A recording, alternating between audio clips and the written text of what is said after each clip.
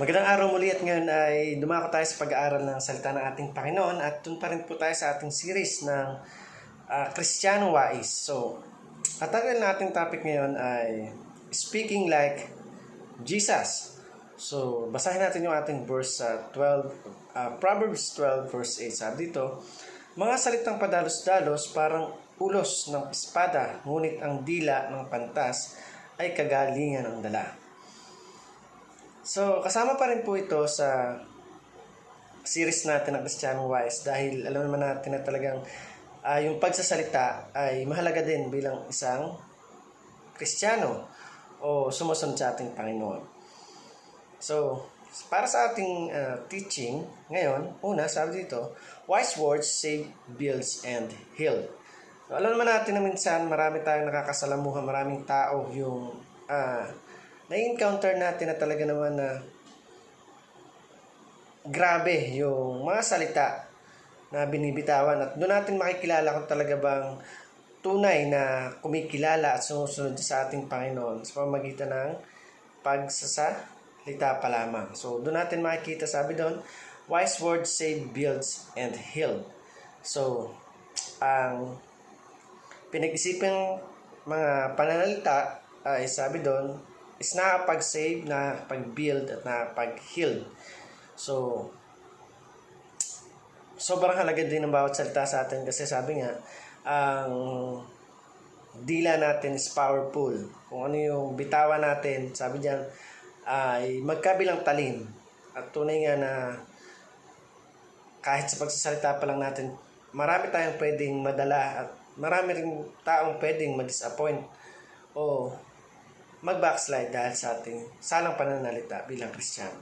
So number 2, sabi dito, speaking in wisdom is not just what you say, but how you say it. So, yung wisdom, sabi diyan, hindi ito yung basta mo lang sinasabi.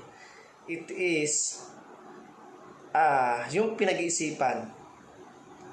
Yung bago mo sabihin is pinag-iisipan mo muna kung makakabuti ba o makakasama ito. Yun yung tunay na wisdom na kailangan natin laging intake sa sarili natin na talagang before we speak or before we comment in a situation or sa mga kaibigan natin na nakasalamuhan natin is dapat pinag-aaralan natin ito kung makakabuti ba ito sa kanya o makakasama. Number 3, sabi dito, Jesus is the wisdom of God and He is our model for speaking wisely.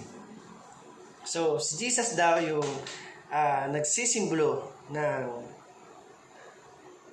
wisdom of God. At alam naman natin na si Jesus Christ yung modelo at masasabi natin na talagang siya yung dapat nating gayanan ng pagkakaroon ng wisdom sa buhay ng bawat sa atin. Hindi natin maiwasan talaga na makapagsalita ng mga bagay na hindi kaaya-aya at alam natin kung paano kumilos yung Diyos sa buhay ng bawat isa. Sabi nga doon, Jesus is the wisdom of God and He is our model for speaking wisely. So, para naman po sa ating application, speak wisely in the matter that save, build, and heal. So, magsalita tayo ng may karunungan o yung pinag-iisipan na hindi natin gagawin na para ikabagsak ng iba. Sabi doon, speak wisely in the matter that save, build, and heal. So, yung bawat salita na bibitawan natin is talagang dapat pinag-iisipan natin upang sa ganon, makatulong ito sa kanila na kapag dumating sa mga time na nakita natin kagaya ng mga gusto magpakamatay, yung mga tao na stress, na depress. Ayan, sabi doon, speak wisely, the way na tayo ay magpapayo sa kanila kung ano yung dapat nating ipayo at kung ano yung mga dapat nating sabihin sa kanila, kailangan pinag-aaralan natin yan. Isipin natin kung may save ba natin sila o mapapatas ba natin yung spiritual level nila and also healed. So, tayong mahiya talaga na isipin natin lagi na yung word na binibitaw natin is powerful at dapat hindi yan nasasayang kundi ginagamit natin yan sa kapurihan ng ating Panginoon. So, number 2, speak wisely both in content and manner. So, sabi doon, magsalita tayo both content and manner. So, sa buhay ng bawat isa sa atin, yung manner, sabi nga, sa Christian, dapat makita sa atin yung ang pagiging kagaya ni Jesus Christ. Kung paano siya nagpakumbaba, kung paano niya nialay yung kanyang buhay, at kung paano siya nangaral.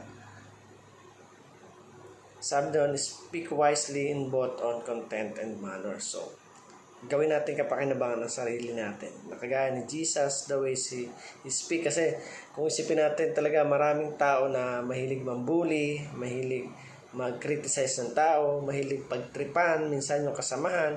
Pero sabi doon,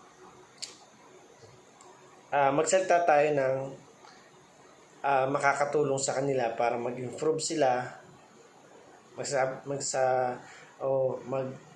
mag-speak tayo ng mga bagay na pwedeng ma-motivate sila at makatulong sa kanila sa paglagong spiritual.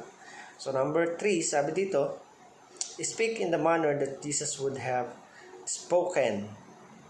So sabi doon, speak in the matter that Jesus would have spoken. So, kailangan natin talaga na yung pagsasalita natin is may kabuluhan. Yung salita natin is hindi, sabi nga, kapupulutan ng aral para sa mga makikinig. Gawin natin kapakinabangan yung bawat salita, sasabihin natin kung isipin natin kung makakasakit ba to o hindi. Makakatulong ba to sa kanila? Makakatulong ba to sa sitwasyon na meron siya ngayon? So, huwag tayong maging padalos-dalos kasi minsan yung mga taong padalos-dalos sila yung mga napapahamak. At dahil nga doon, nawawalan sila ng tiwala, is naapektuhan yung buhay spiritual nila. Kasi nagbibase sila doon sa mga bagay na binibigay lang sa kanila. Pero nang napapansin nila physically o nakikita nila, then sabi doon, huwag na nating hayaan na masayang yung pagkakataon na talagang iniaalay natin yung buhay natin sa ating Panginoon. The way, sabi nga doon, kung paano tayo mamuhay, kung paano tayo magsalita, kung paano tayo sumunod, doon nakikita ng Panginoon kung yung heart ba natin is tama na. So, sabi na, speak in the manner that Jesus would have spoken. So, let's speak like Jesus, yung pagsasalita natin, alam natin na hindi kaaya-aya, mga pagmumura, or other words. Basta, ito ay mga bagay na makakasakit na halip ay dapat nililipap natin yung tao. Is nagiging dahilan pa tayo para mas lalo siyang madaw. So, huwag natin gawin yon. And bilang isang Kristiyano, kailangan makita sa atin sa pananalita pa lang natin kung talaga bang tunay tayong Kristiyano o Kristyanuhan lamang. So, panindigan natin, tindigan natin yung calling ng Lord sa atin na baguhin yung sarili natin, magamit sa kanyang dakilang presensya. Again, thank you for watching this video. I hope you learned something and God bless you.